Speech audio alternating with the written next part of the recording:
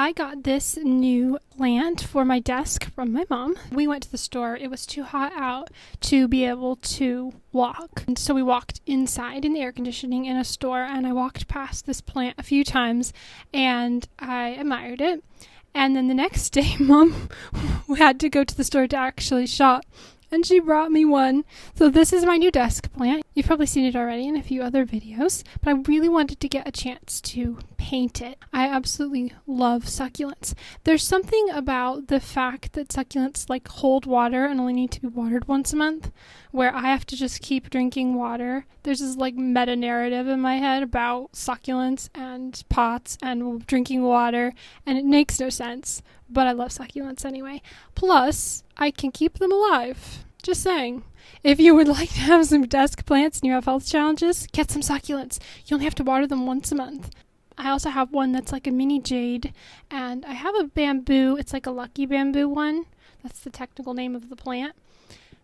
Bamboo is a lot harder to keep alive. Mine keep getting yellow and dying. I think you're supposed to like water more than once a month. Yeah, I don't do that. I water my plants once every month and a half. They're doing pretty well. This one says to water from the bottom, which I thought was very interesting.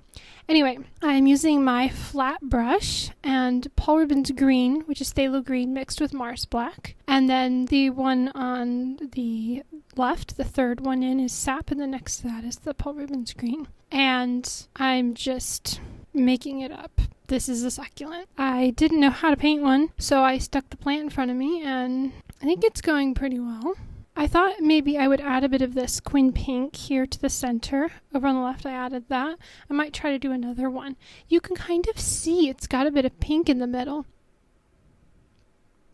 I do know that pink and green are opposites, right? And they can make a very dark muddy color.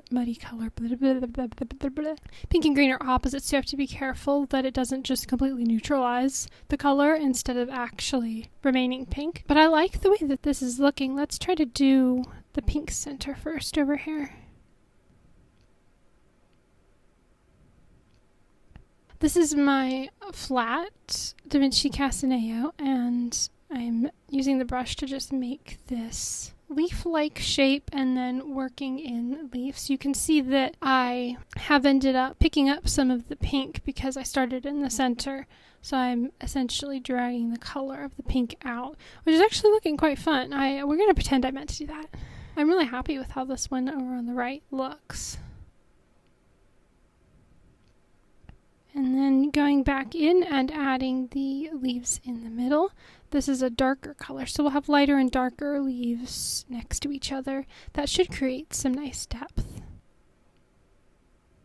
And you will also notice that I left some white space on the right. White space is one of those things that I am working on. I always like to, when I'm painting like waves, I always like to like cover up the whole page in blue instead of leaving the white space. But when I manage to leave white space in my clouds, or in this case in the leaves, or in water or whatever, it really does help the overall look. So if you not only pay attention to what you're painting, but what you're not painting, that can really help. Let's add a bit of pink to this one.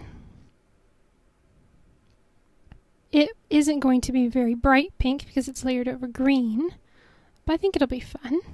I'm going to go back in with some dark green. I like to sometimes go back in with some dark color to add a bit more contrast and definition. It's fun to paint from a real object in front of you instead of just from imagination, although that can be fun too. This was really fun. I'm happy with how this turned out. Hopefully you will give this a try yourself. Maybe if you have some plants in your house, you will pull them out, stick them in front of you, and paint them. Thank you so much for watching. I will see you in the next video.